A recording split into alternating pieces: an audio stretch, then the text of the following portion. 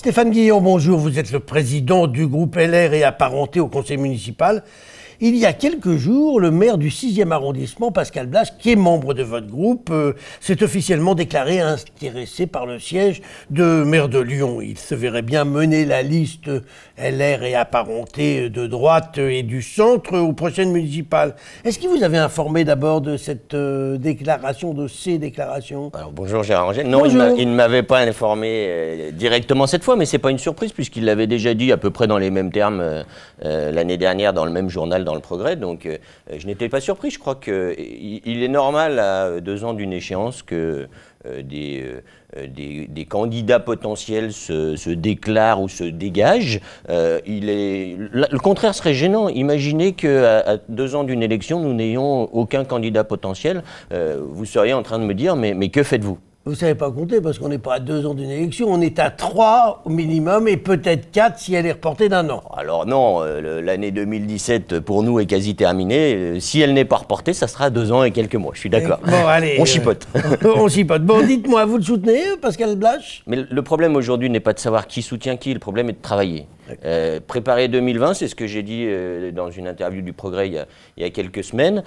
C'est pas 2 jours avant qu'il faut se dire « Ah, au fait, il y a des élections ». C'est de mettre en place une dynamique qui permet demain d'aller rencontrer les Lyonnais, tous les Lyonnais, et de leur dire que notre projet est le meilleur. Après, voir qui le portera, chaque chose en son temps.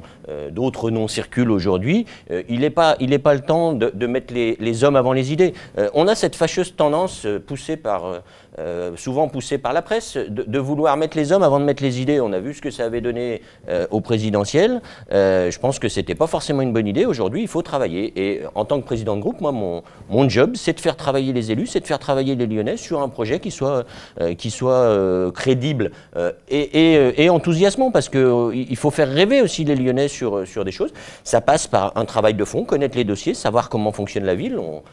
On aura cet après-midi au conseil municipal le débat d'orientation budgétaire. C'est quelque chose de très complexe qu'il faut apprendre à manier. Et c'est pas vous qui intervenez pour votre groupe? Non, c'est pas moi qui interviens pour mon groupe, puisque tout le monde doit pouvoir travailler. Laurence Ballas intervient sur les questions financières depuis de nombreuses années. Il n'y a pas de raison que ça change, même si, pour aller un peu dans votre sens, je siège depuis peu à la commission des finances à la ville, ce qui me permet de rentrer dans ces problématiques financières. Je parlais de travail, Gérard Angel. Récemment, j'ai conduit une délégation du groupe Les Républicains Ensemble pour Lyon, une délégation d'élus qui est descendue en formation une journée à Marseille. Pourquoi Marseille? Parce que Marseille... C'est plus agréable que Lille. C'est plus agréable que Lille peut-être, encore que on va vexer les Lillois, ou les gens du Nord, mais et que nous irons peut-être à Lille prochainement pour d'autres sujets. Non, Marseille a développé une expertise intéressante sur les problématiques scolaires, pour une raison toute simple, c'est qu'ils avaient un tel retard qu'ils ont été obligés de le combler, et que pour combler ce retard, ils ont mis en place des outils très intéressant, alors sur la construction d'écoles, comme sur les rythmes scolaires, où ils ont eu une politique totalement opposée à celle qui a été retenue à Lyon. Donc à un moment, il est intéressant d'aller voir les bonnes pratiques qui se font ailleurs. Ça, c'est du travail. Avec tout le groupe, vous êtes allé? Non, nous étions 5 élus. Les élus principalement concernés étaient les élus de la commission éducation. Mais voilà, et c'est des initiatives, des formations qui seront amenées à se reproduire sur d'autres sujets, dans d'autres villes, peut-être à Lille. Stéphane Guillon, on dit 2-3 ans avant les prochaines municipales, il est temps de se mettre au travail, vous le dites. Est-ce que vous pourriez mener vous-même la liste? Ce n'est pas aujourd'hui la question qui se Mais pose. c'est ma question.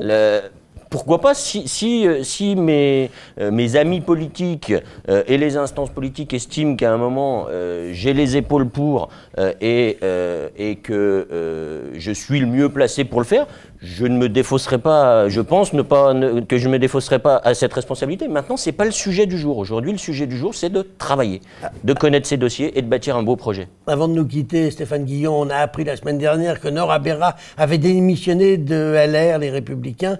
Est-ce qu'elle reste à votre groupe au conseil municipal? Alors, je n'ai pas eu l'information pour répondre précisément à la question. Je préside au conseil municipal un groupe qui s'appelle Les Républicains et apparentés. Il y a au sein de ce groupe, on parlait tout à l'heure de Pascal Blache, des gens qui ne sont pas encartés aux Républicains. Il y en a plein, et le Birou de Bézieux.